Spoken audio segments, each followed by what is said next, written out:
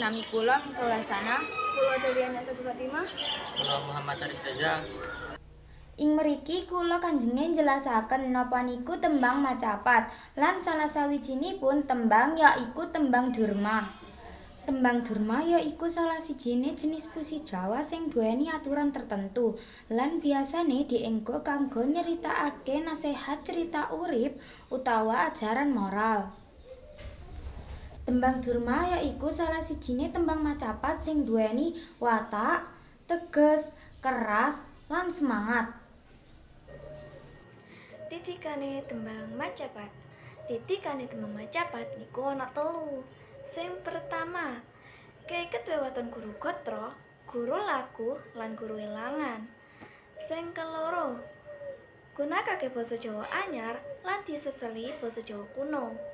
Sing ketelu, isine babagan, pitutur, dongeng, keprien wayang, lan kesusilaan. Urutane tembang macapat.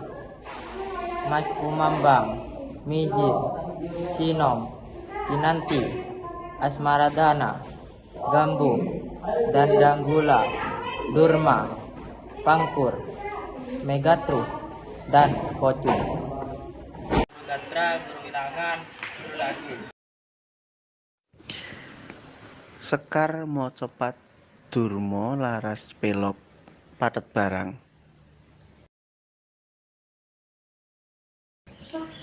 Dipun sami ambanting sariranira cegah dahar lan guling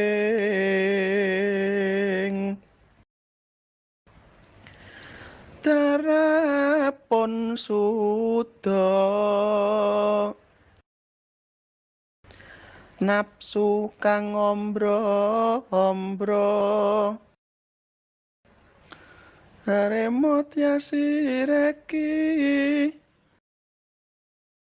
dadya sabar